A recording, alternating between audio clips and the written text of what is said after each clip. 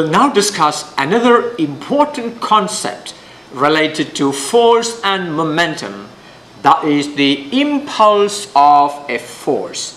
What is the impulse generated by a force? From experience, you know that if a force stays at the point of action for a longer period of time, you can reduce the pinch of that force. If you want to catch a baseball, I know most of you, if a baseball is moving fast, if you don't want to get hurt, as soon as the ball touches the hand, you move the hand back. Now that will increase the time of contact. Now what does impulse of a force means? Impulse represented by uppercase I of a force is the product of the force and the duration of action of the force. So if a force F Newton acting for a period of time delta t, then impulse I equal to force multiplied by delta t. So the quantity defined as the product of force and the duration of action of the force is what we call impulse of a force.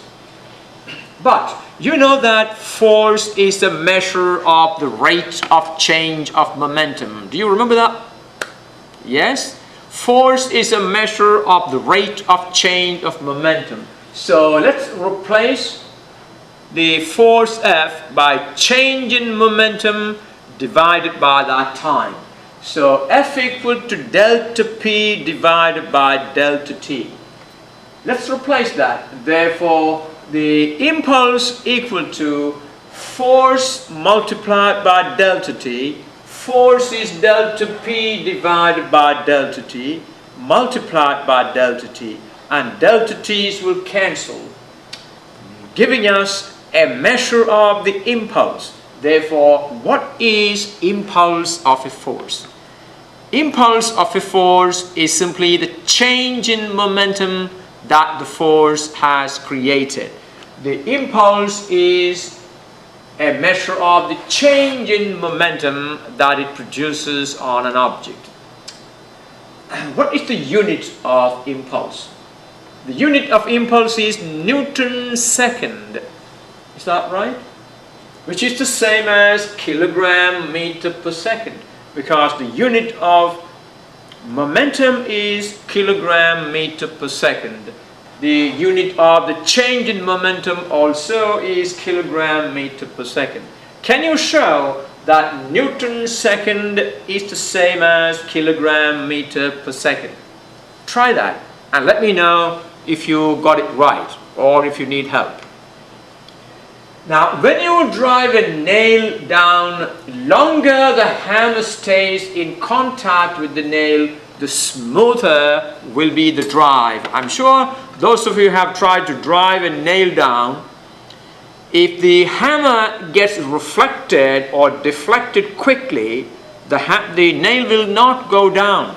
In order to drive down the nail, the hammer has to stay in contact with the nail for a certain duration of time, and that will be a smooth driving in of the nail. Well, let's do a small problem.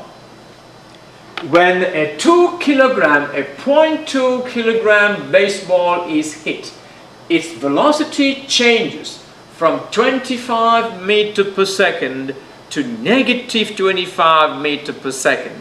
Well, it goes forward, it is reflected in the back in the exactly opposite direction with the same speed.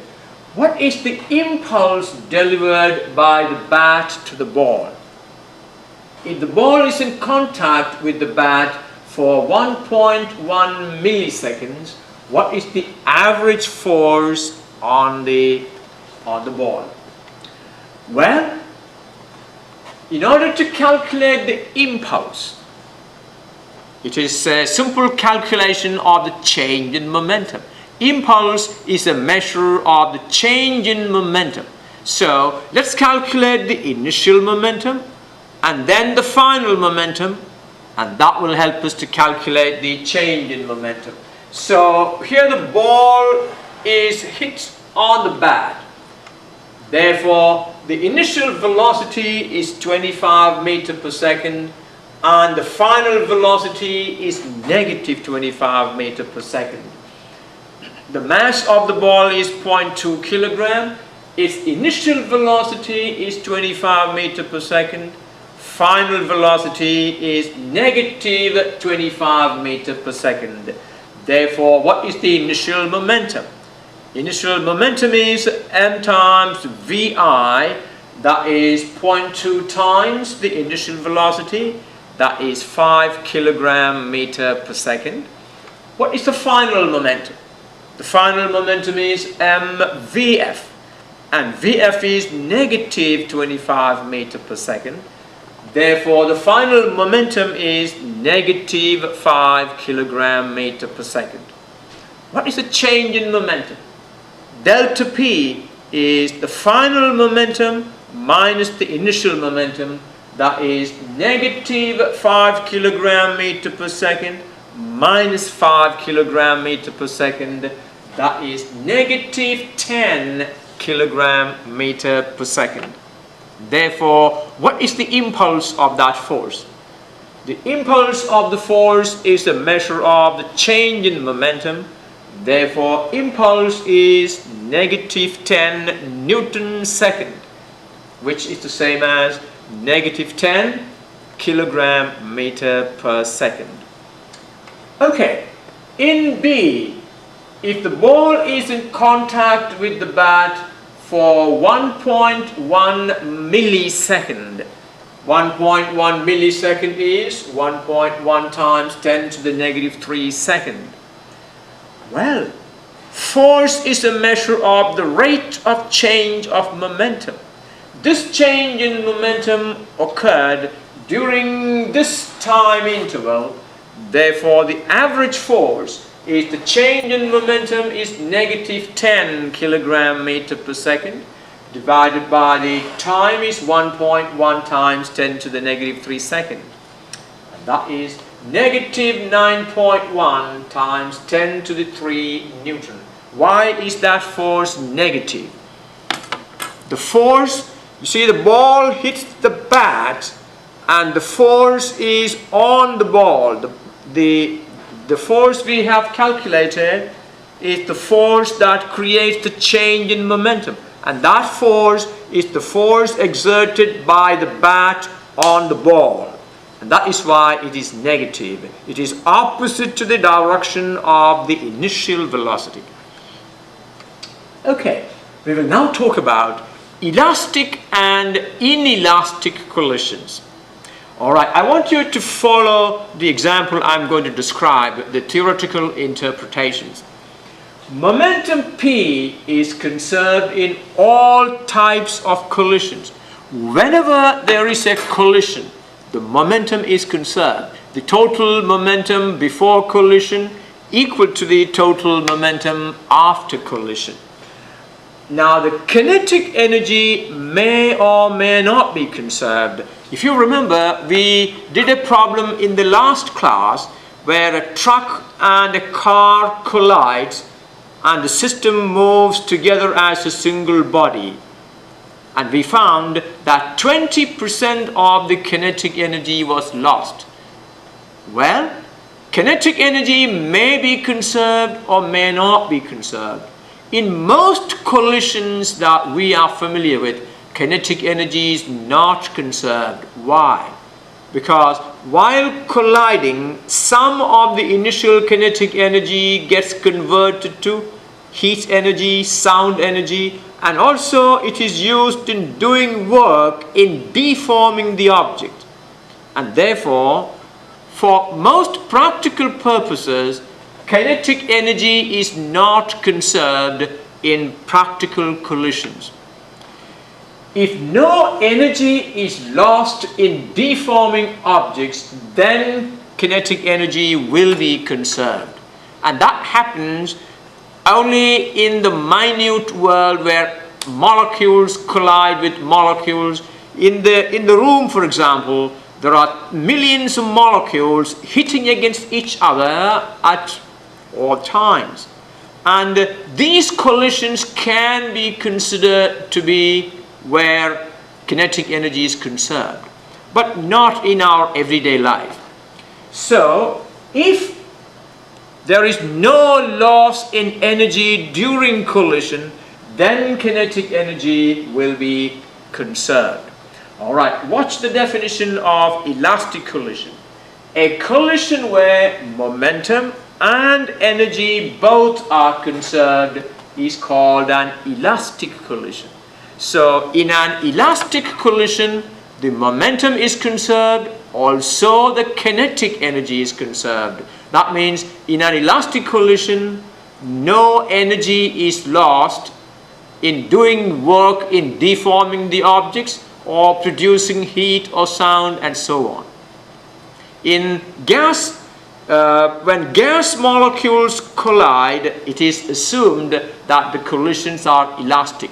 No energy is lost in collisions. For an elastic collision, initial momentum equal to final momentum and initial kinetic energy equal to final kinetic energy. It means momentum is conserved, kinetic energy also is conserved. If the final kinetic energy is not the same as the initial kinetic energy, then some energy is lost. Such a collision is called an inelastic collision. So, distinguish between the two. In an elastic collision, no energy is lost. Whereas in an inelastic collision, some energy is lost, so that the final energy is less than the initial kinetic energy. So, for an inelastic collision, momentum is conserved.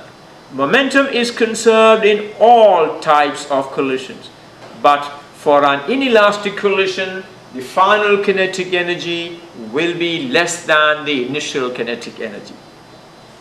Okay, let's consider an object of mass m1 moving to the right with a velocity v1I. You are familiar with these notations. There we have an object of mass m1 moving to the right with a velocity v1I. A second object of mass m2 moves to the left with a velocity v2I. Watch that moving. A second object of mass m2 moves to the left with a velocity v2I. They collide and object 1 moves away with a velocity v1f. So they collide. Look at that. The object 1 moves away with a velocity v1f, and velocity of the object 2 after the collision is v2f. So it collides and moves away with the velocity v2f.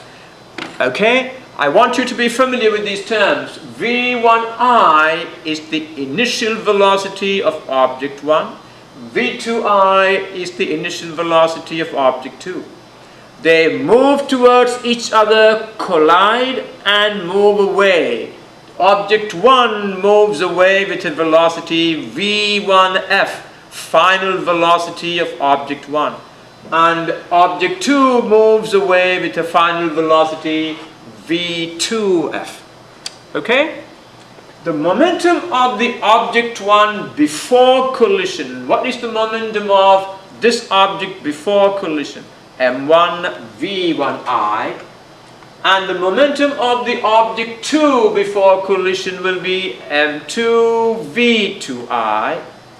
Therefore, the total momentum before collision will be pi. Pi is the total momentum before collision, is m1 v1I plus m2 v2I. Alright, what is the total momentum after collision? The momentum of object 1 after collision is m1 v1f. Momentum of The second object after collision is m2 v2f. So the total momentum after collision Pf is m1 v1f plus m2 v2f. And you know that for all collisions momentum is conserved. That means Pi equal to Pf. Let's write that. Pi equal to Pf means m1 v1i plus m2 v2i equal to m1 v1f plus m2 v2f. Let's rearrange it. I'm going to move the term in m1 to the left and the terms in m2 to the right. So if I move m1 v1f to the left and factor out m1, I will get m1 times v1i minus v1f equal to m2 times v2f minus v2i. I hope you followed that. But all I did is moved m1 v1f to the left, factor out m1 from there, move m2 v2i to the right, and factor out m2 from there. Now, this is the equation that we obtained by considering the conservation of momentum. This is the conservation of momentum equation. Let's now consider the kinetic energy.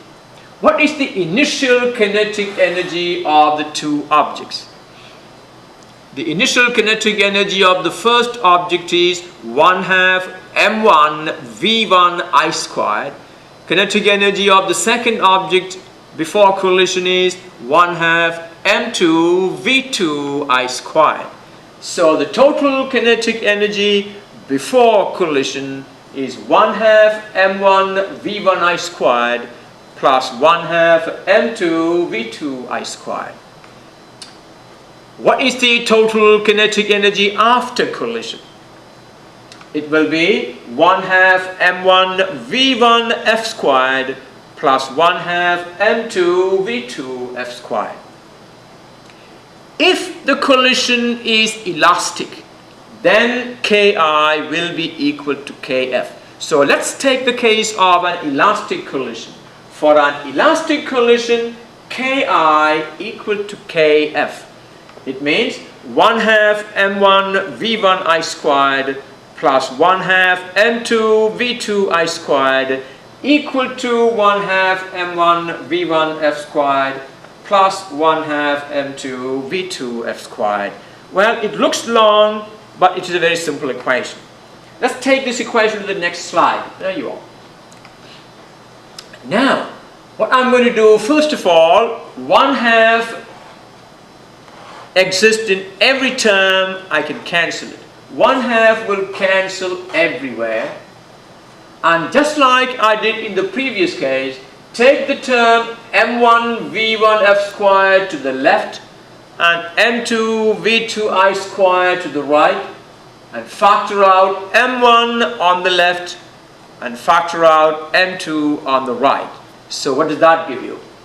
m1 times v1 I squared minus v1 f squared equal to m2 times v2 f squared minus v2 I squared. Well, to simplify this, we are going to use the simple algebraic factoring, that is a squared minus b squared. I'm sure everybody knows how to factor that. A squared minus b squared is a minus b times a plus b. You see? v1i squared minus v1f squared is v1i minus v1f times v1i plus v1f. Is that right? Factoring difference of two squares. Similarly, factoring difference of two squares here, v2f squared minus v2i squared is v2f minus v2i times v2f plus v2i. Now, if you noticed, if you can watch this in color, well, the colors don't record very well, but if you look at our first equation, what is it? M1 times V1I minus V1F equal to M2 times V2F minus V2I. So this quantity on the left side, M1 times V1I minus V1F, is the same as this quantity on the right side, M2 times V2F minus V2I. That means they can be cancelled. They are the same. Now that leaves us with the simple equation. We have V1I plus V1F equal to V2F plus V2I. Alright? And I'm going to rearrange it. Look at the way I'm going to rearrange it. It is V2F minus V1F. Do you see that? V2F minus V1F equal to, take this to the left. Let me do that for you. Now, it's going to look like this. We have V1I minus V2I equal to V2F minus V1F. Now, on the left, I'm going to factor out a negative sign. That will become negative of V2I minus V1I equal to V2F minus V1F. You see one more time? Take this V2I to the left side, we get V1I minus V2I equal to V2F minus V1F. And then here I factored out a negative sign. You see, negative of V2I minus V1I equal to V2F minus V1F. Alright, that's what this is. Now, what does that actually mean? What is the meaning of V2F minus V1F? And what is V2I minus V1I? Well, let me see if we can have a look at this. Now, here I have the first object of mass M1 moving with the velocity V1I, and the second object of mass M2 moving with the velocity V2I. Now, what does V2I minus V1I represent? Look at that. V2I minus V1I is the velocity of approach. The V2I minus V1I is the velocity of approach. And what does V2F minus V1F represent? V2F minus V1F is the velocity with which they move away from each other. We call it the velocity of recession. So, one more time, V2I minus V1I is the velocity of approach, and V2F minus V1F is the velocity of recession. And what we have here is velocity of recession is negative of the velocity of approach. Now that's an important quantity in collisions. That means for an elastic collision, this is for an elastic collision. For an elastic collision, the velocity of recession, that means the velocity with which they move away from each other, is negative of the velocity of approach. So V2F minus V1F is the velocity with which the two objects move away from each other, and we call it the velocity of recession. And V2I minus V1I is the velocity of approach. Therefore, we make this statement: for an elastic collision, the velocity of recession is the negative of the velocity of approach. For an inelastic collision, now can this equation be modified for an inelastic collision? Yes, we're going to write this with a small modification. For an inelastic collision, the same equation will read like this: V2F minus v1f equal to negative e times v2i minus v1i. The velocity of recession is negative of a constant times the velocity of approach. And this E has a great meaning in objects colliding. E is called the coefficient of restitution between the two colliding objects. So, E, the coefficient of restitution, can now be written as E equal to V2F minus V1F divided by negative of V2I minus V1I. Velocity of recession divided by negative of the velocity of approach. Okay. For an elastic collision, what is the value of E? E is 1. Is that right?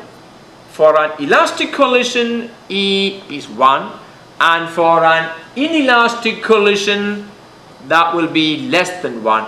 For a perfectly inelastic collision, what is a perfectly inelastic collision? A perfectly inelastic collision is a collision where after the two objects collide, they stick together and move together as a single body. I have actually shown that to you once. Let me show you an example of a perfectly inelastic collision. But before I show you that, what is the value of E for a perfectly inelastic collision? E equal to 0. What does that mean? When E equal to 0, the right side is 0. It means the velocity of recession is 0. They will not be moving away from each other. They will be sticking onto each other. There will be no velocity of recession for a perfectly inelastic collision. Remember our truck hitting a car, and the truck and the car becomes one object? That is an example of a perfect inelastic collision. For a perfect inelastic collision, the value of E equal to 0. That means the velocity of recession is 0. Okay. Now the collision between these two cars, watch the collision between these two cars. You can see this is almost elastic. Almost elastic. Velocity of approach equal to negative of the velocity of recession. Is that right? Yes? There you are. Whereas, let me show you another example where after collision the two objects stick together as one object. You have actually seen this. I'm going to fire this ball into the pendulum. The ball is going to collide with the pendulum, and what happens at the collision? Well, there you are. After collision, the two objects got stuck together and they moved as a single body. So in this case, it is a perfectly inelastic collision and the velocity of recession is 0. Well, you can actually look at collisions in many spheres. Now, I have an object here. I'm going to drop it into this container, and the base of the container is actually steel. So this ball is going to collide with steel. Tell me, if the collision is elastic, what is it that you would expect? If the collision is elastic, there will be no energy lost. That means if I drop it from this height, it must rebound to the same height. But look at this. Most of the energy is lost in that collision. It is a very pitiful inelastic collision. On the other hand, I have a small steel ball here, and watch how this behaves. Can you see this? Now that came almost to the top. You can see here, one more time. it rose up to here. That means it lost very little of its kinetic energy. But still the collision is not elastic. It is inelastic. Well, look at another ball. Well, it lost more than half its energy.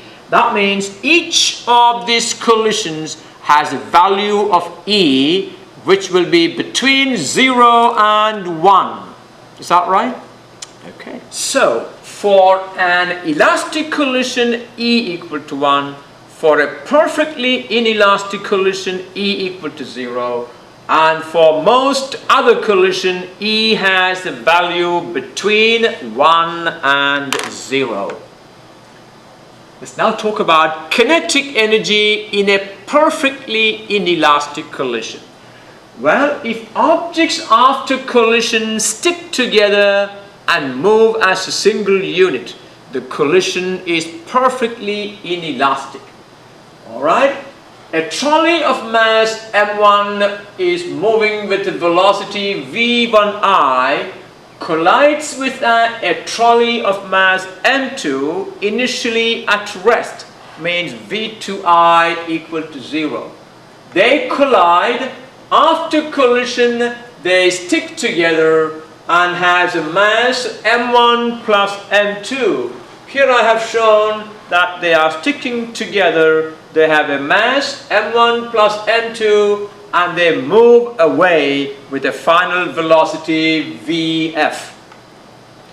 If Ki is the kinetic energy before they collide and Kf the total kinetic energy after they collide, then I can write Ki equal to Pi squared over 2m1. Do you remember in the last class actually we showed that momentum, kinetic energy can be written using momentum. Kinetic energy 1/2 mv squared is the same as P over 2m. So the initial kinetic energy is only the kinetic energy of the first object. The second object has no kinetic energy. So Ki is Pi squared over 2m1, where Pi is the initial momentum of the two objects. And Kf equal to Pf squared over 2 times m1 plus m2, that is the total mass there. And Pi equal to Pf, that means Pi squared is the same as Pf squared. Why? Because in all collisions, momentum is conserved. No matter what kind of collision you consider, initial momentum is always equal to the final momentum. So Pi is always equal to Pf.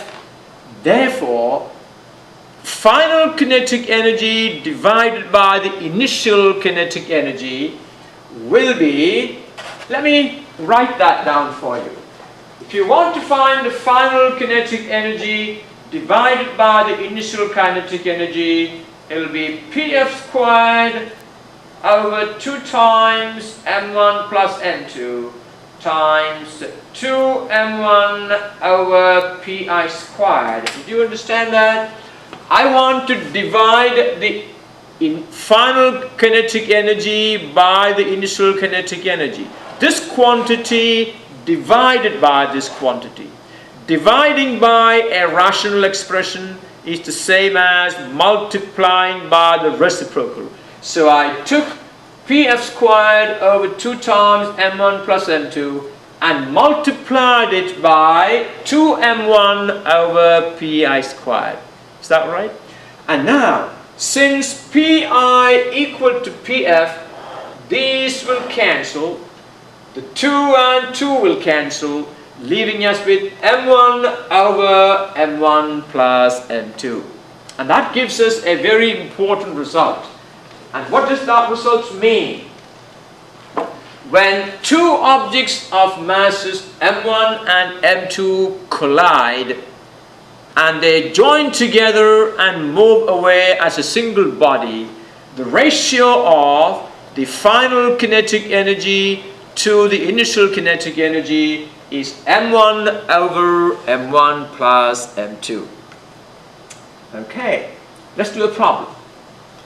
A freight car with a mass of 2 times 10 to the 4 kilogram rolls down an inclined track through a vertical distance of 3.3 meter. At the bottom of the incline, on a level track, the car collides and couples with an identical freight car that was at rest. What percentage of the initial kinetic energy is lost as a result of the collision? Alright, let's picture that problem. For a perfectly inelastic collision, we obtained a ratio of Kf over Ki. What is that ratio? Kf over Ki is m1 over m1 plus m2. Now, in this case, the two cars are of identical mass, and this is the mass of one car. Therefore, m1 plus m2 will be twice that value. So, m1 plus m2 equal to 2m1. So, what is Kf over Ki equal to? 1/2. That means, in this particular case, the half of the original kinetic energy is lost. So what is the percentage of energy lost? The percentage of energy lost is Ki minus Kf, that is the amount of energy lost divided by the initial amount of energy multiplied by 100. That will be 1 minus, you see, divided by Ki. Ki divided by Ki is 1 minus Kf over Ki. 1 minus Kf over Ki multiplied by 100. And Kf over Ki is 1/2. So this will be 1 minus 1/2 multiplied by 100. That is 50%. 50% of the original kinetic energy is lost as a result of this collision. Okay. Let's now see how we can calculate the coefficient of restitution when you allow one surface to fall on another surface and rebound. Just the example I showed you. Now consider a ball dropped from a height h1. Alright, this is the floor. A ball is now going to be dropped from that height h1. Now look at that. The ball is dropped from a height h1. Now its initial velocity is 0. Its acceleration is negative g. And it falls through, its displacement is y equal to negative h1 because it is downward displacement. Now if v1 is the velocity of approach to the floor, you see, when you drop an object just before it hits the floor, it will have a velocity. Is that right? That's the maximum velocity.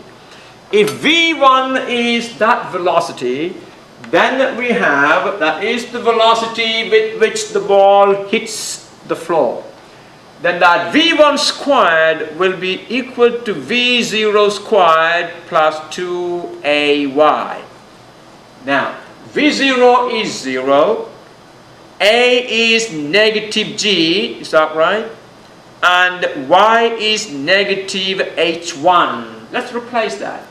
Therefore, v1 squared equal to 2 times negative g times negative h1.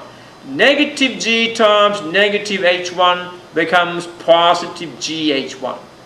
So, if v1 squared equal to 2gh1, then v equal to square root of 2gh1. If the ball rebounds, if the ball now rebounds with a velocity v2 to reach a height h2, can you write a similar equation for the rebounding process? So the ball has now rebounded. Let's look at that again. After the ball hit the floor, it rebounds, and the velocity of rebound is v2. So that its initial velocity here now is v2, final velocity is 0, is that right? And the displacement y equal to positive h2. So, in a similar way, I can show that v2 equal to square root of 2gh2.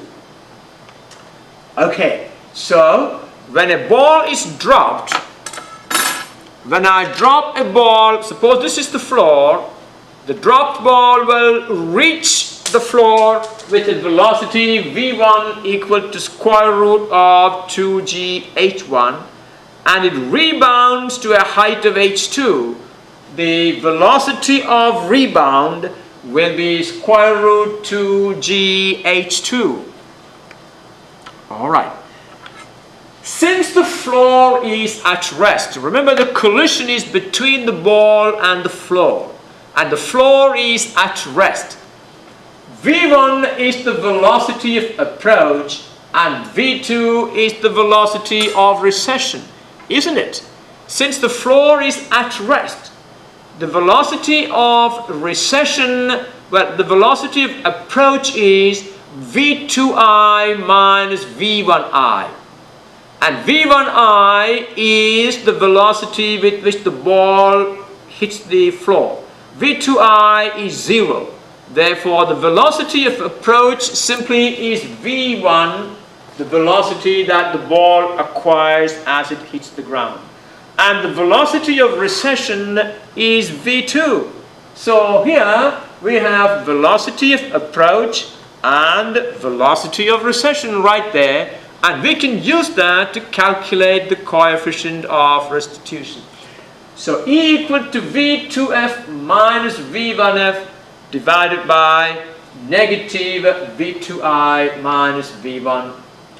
That means velocity of recession divided by the velocity of approach. Velocity of recession is V2 and the velocity of approach is V1. Therefore, that is square root 2gh2 divided by square root 2gh1, and that will be square root of h2 over h1. A very simple way to calculate coefficient of restitution between two surfaces. If from a height h1, and after hitting the floor, if it rebounds to a height h2, then the coefficient of restitution between the object and the floor will be square root of h2 over h1. Let's do a calculation of E. Let's calculate the coefficient of restitution between this ball and this steel surface. What all I need to do is, you can see this is graduated. This height is 50 centimeter. So I'm going to drop it from a height of 50 centimeter. My h1 is 50 centimeter. Let me write that. h1 is 50 centimeter. And what all I need to do is measure h2. It rebounded up to 44. So your h2 is 44 centimeter. Therefore, E equal to square root of h2 divided by h1. That will be square root of 44 divided by 50. You don't need to convert the unit because of the ratio. I'm going to leave it for you to calculate that. Let's find the coefficient of restitution between two other surfaces. This is a lead ball. Alright, I'm going to drop it from a height of 50 centimeter. See how much it rebounds. Well, did you get to see how much it rebounded? Well, try it again. Well, it rebounded up to about 5 centimeter. You can see the collision is almost perfectly inelastic. So in this case, the coefficient of restitution is square root of 5 divided by 50. It's a very small value.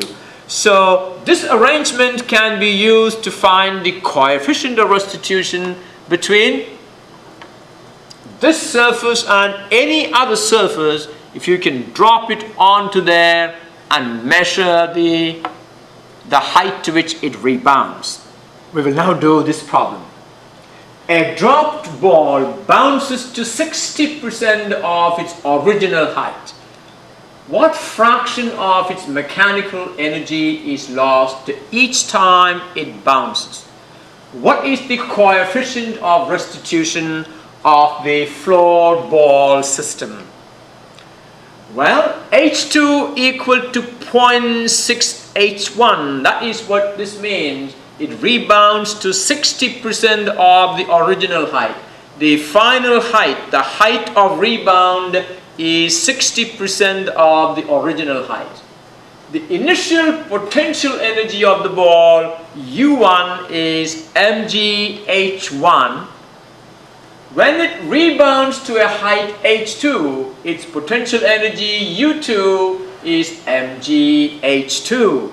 And replace that h2 by 0.6 h1.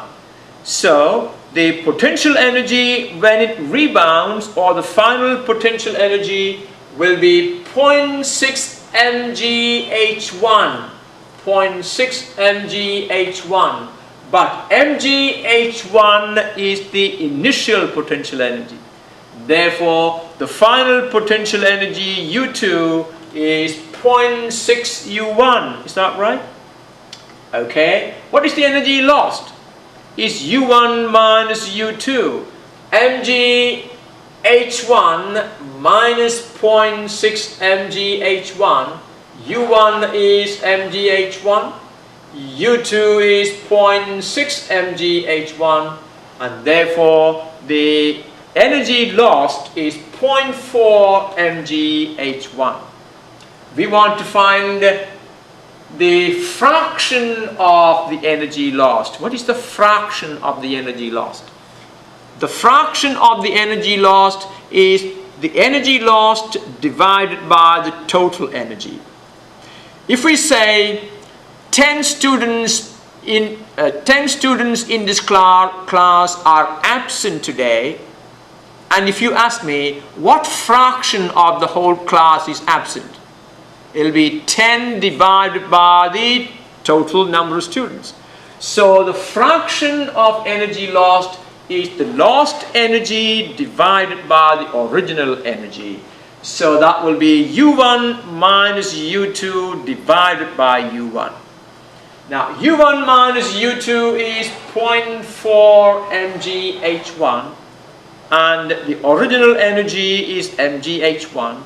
Therefore, the fraction of the energy lost is 0.4.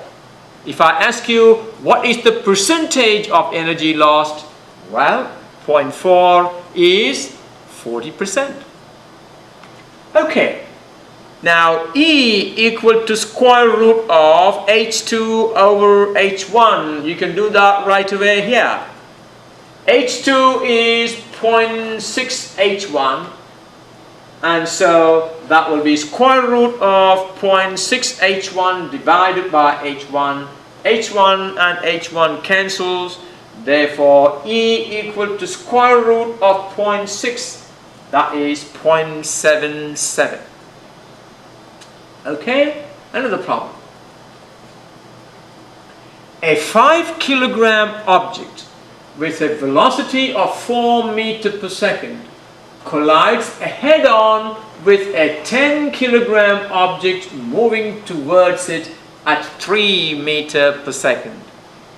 The 10 kilogram object stopped dead after the collision. What is the final speed of the 5 kilogram object? Is the collision elastic or inelastic? You can also calculate the coefficient of restitution there between the two collisions. Alright, We got a 5 kilogram object moving with a velocity of 4 meters per second. M1 equal to 5 kilogram. V1I, initial velocity of the first object, 4 meters per second. And we are looking for the final velocity of that first object. What is the velocity of the first object after they collide? We are looking for V1F. And M2 equal to 10 kilogram. V2I is negative 3 meters per second. Why?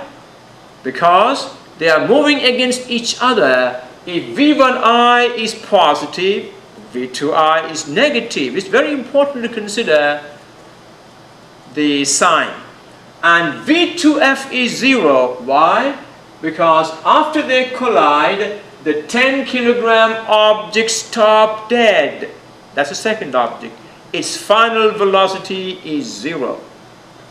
Alright, since momentum is conserved for all collisions, you know that Pi must be equal to Pf. What is the total initial momentum? M1 V1I plus M2 V2I must be equal to M1 V1F plus M2 V2F. And we have all these values except V1F. We don't have V1F. So 5 kilogram times 4 meters per second, M1 V1I plus M2 V2I is 10 kilogram times negative 3 meters per second equal to M1 V1F. M1 is 5 kilogram, V1F we don't know. And since V2F is 0, this term will become 0. And you notice that here there is only one unknown. Look at that. The conservation of momentum really answers the first part for you. Solving there, you get 20 minus 30 equal to 5 V1F. And that gives you V1F equal to negative 2 meters per second. After collision, the first object went back with a velocity of 2 meters per second. Alright, what's the B part? Is the collision elastic or inelastic? How do you know? Well, we now know that V1F is negative 2 meters per second, and all these quantities we already know. The initial kinetic energy is 1/2 M1 V1I squared plus 1/2 M2 V2I squared. Using these known values, we get the initial kinetic energy is 85 joules. Let's now find the final kinetic energy. 1/2 M1 V1F squared plus 1/2 M2 V2F squared. We have all those values here. Replace these by their values. And that gives you the final kinetic energy is 10 joules. So what's the answer? Is the collision elastic or inelastic? Well, it is inelastic. Is that right? Yes, of course. The collision is inelastic. Let's also obtain the value of the coefficient of restitution here. Well, let me do that for you. What is the definition of coefficient of restitution?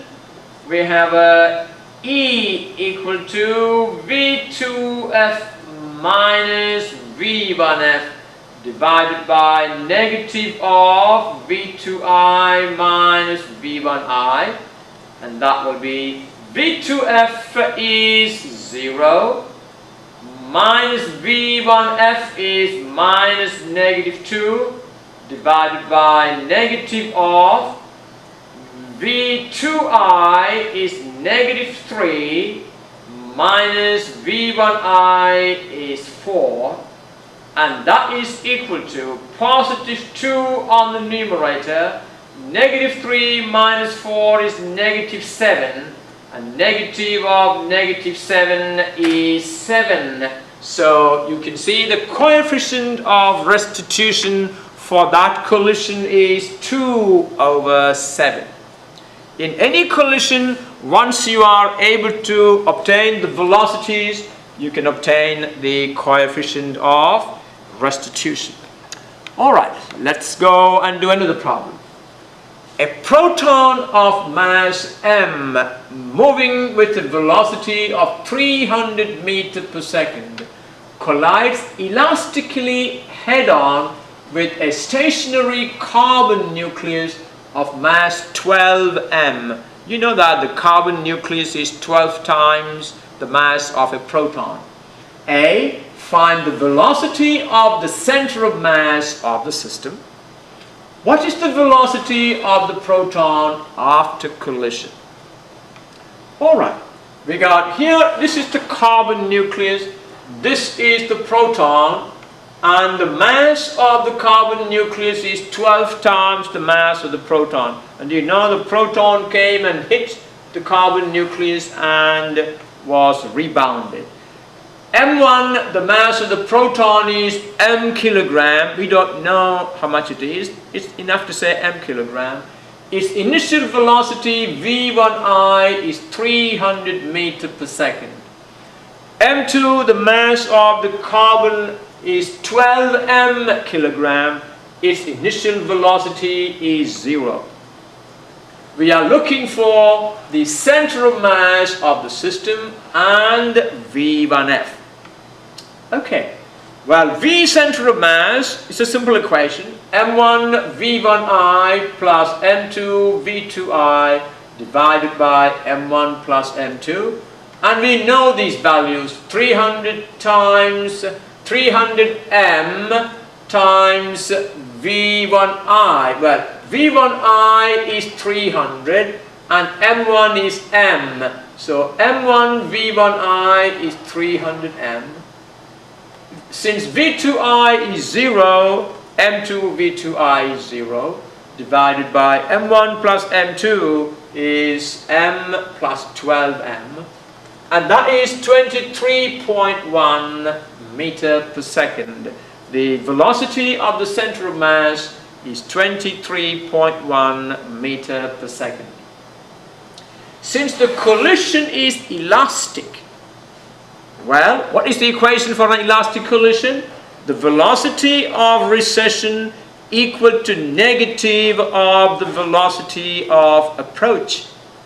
Alright, so we have V2F minus V1F equal to negative of 0 minus 300. V2I is 0, V1I is 300. So we got an equation for V2F minus V1F equal to 300.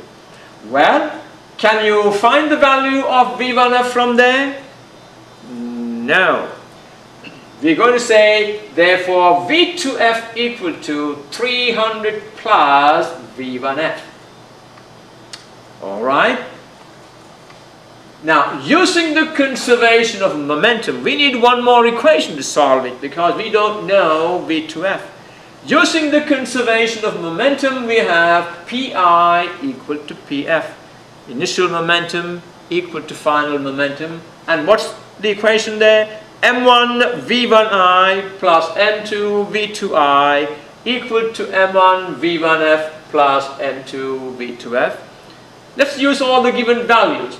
M1 is M, V1I is 300, so 300M, plus, since V2I is 0, that is 0, M1 V1F, that is M times V1F, plus M2 is 12M times V2F.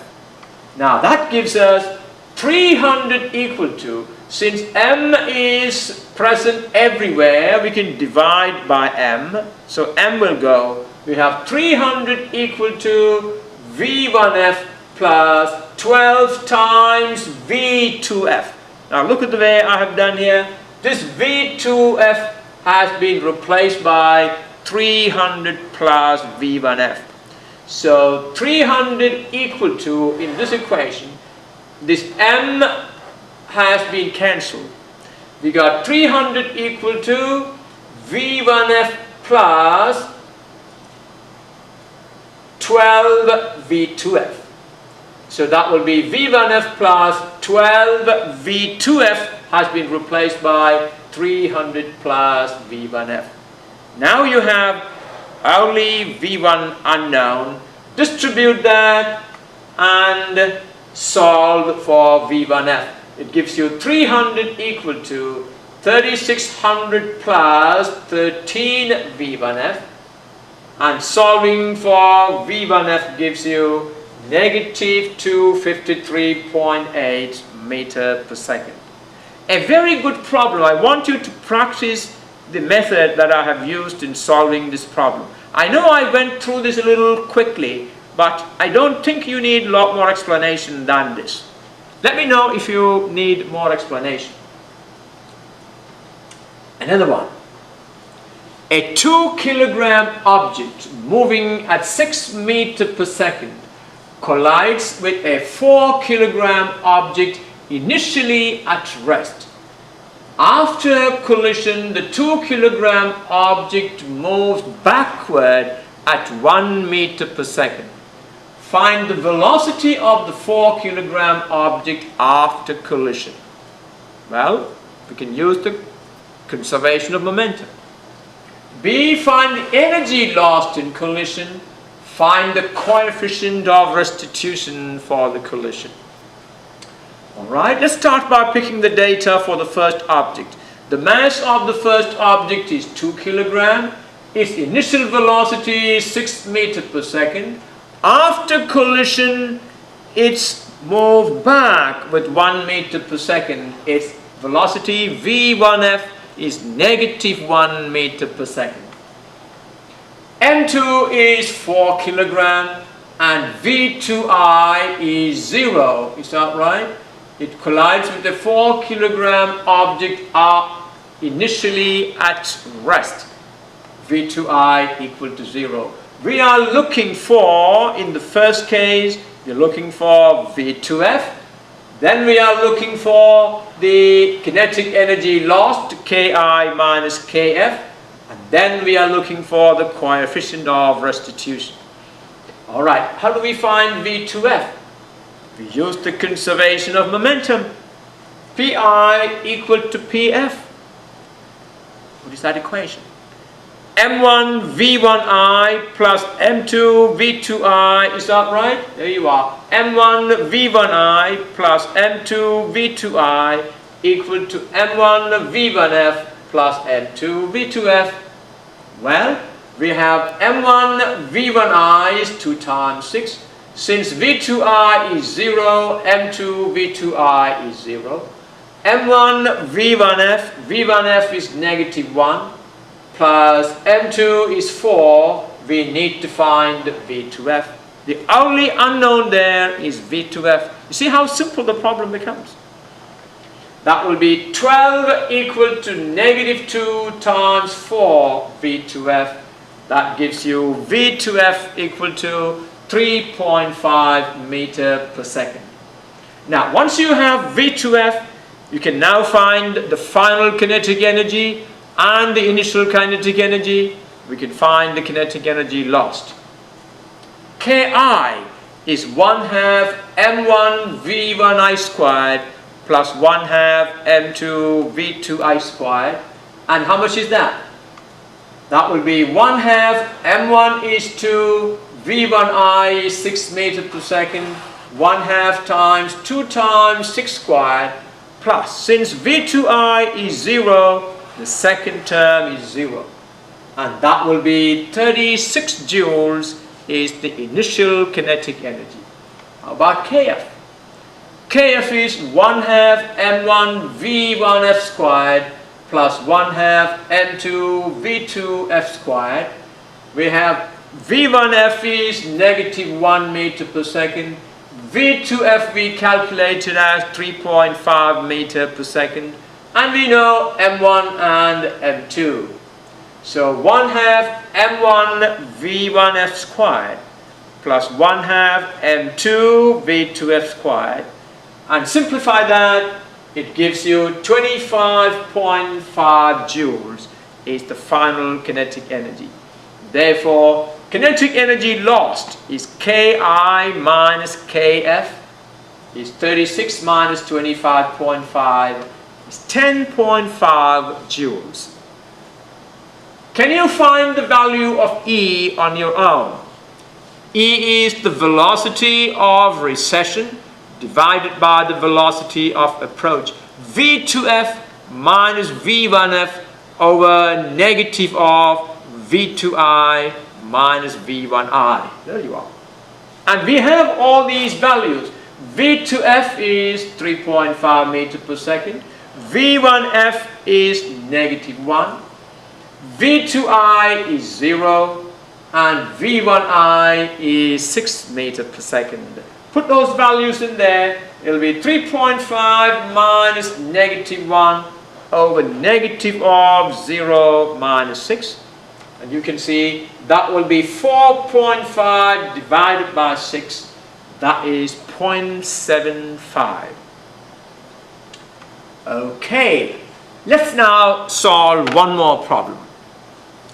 A puck of mass, just like a hockey puck, mass 0.5 kilogram, moving at 2 meter per second in the positive x direction on ice, collides with a second puck of equal mass initially at rest, V2I equal to 0. After collision, the first puck moves at an angle 30 degrees and the second at an angle -60 degrees. Find the velocities after collision. There is one thing that you need to know. If after collision, if the two objects move away at right angles, it indicates that the collision is elastic. So in this case, if you notice, the first puck moves away at an angle 30 degrees and the second puck moves at an angle -60 degrees, means the angle at which they move away from each other is 90 degrees. Therefore, the collision of the two hockey pucks on the ice is elastic. Okay, there we have M1 equal to 0.5 kilogram, V1I is 2 meter per second I to the right, V1F is at 30 degrees. We don't know the value of V1F. We need to find the value. There, M2 is 0.5 kilogram, initially at rest. And V2F you need to find. You know it is at an angle -60 degrees. So, here comes the first puck. It hits the initial velocity 2 meter per second. It hits the first puck and it goes at an angle 30 degrees. That is V1F. At an angle 30 degrees, and the second puck moves at an angle -60 degrees. There you are.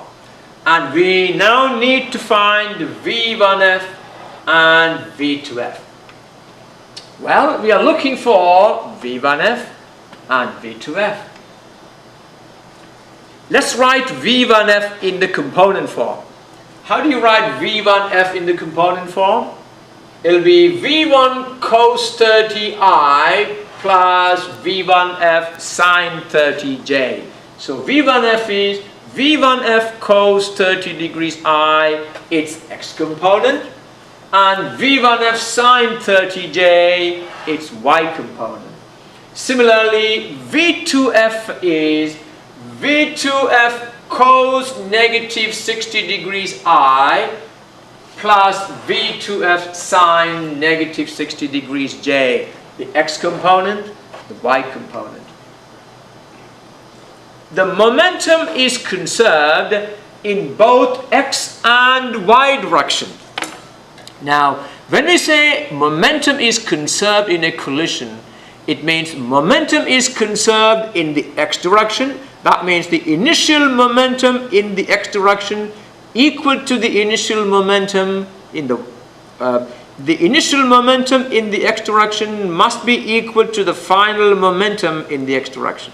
Similarly, the initial momentum in the y direction must be equal to the final momentum in the y direction. So, conservation of momentum means momentum is conserved in the x direction as well as in the y direction. Momentum is conserved both x and y directions.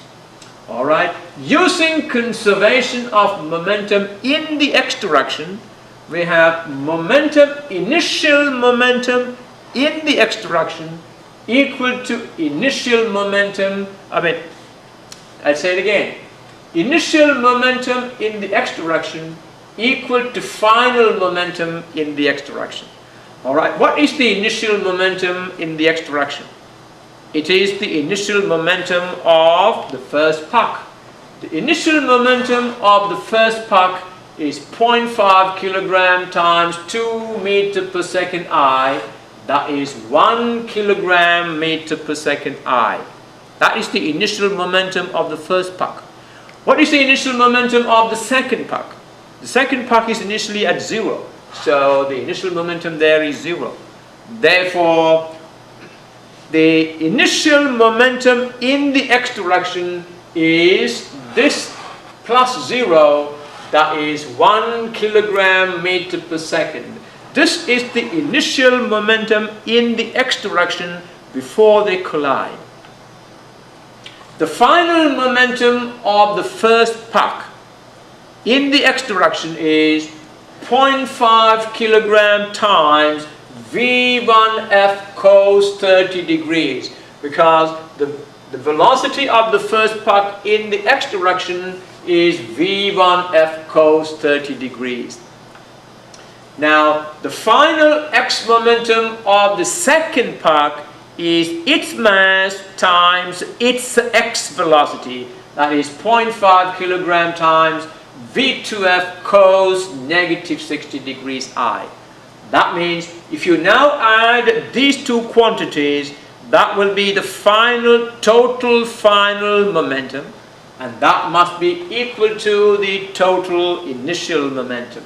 So Pxf, final momentum in the x direction, is this quantity 0.5 V1F cos 30 degrees I plus 0.5 V2F cos negative 60 degrees. Use your calculator to simplify these values. 0.5 times cos 30 degrees is 0.433. So the first term is 0.433 V1F, and the second term is plus 0.25 V2F.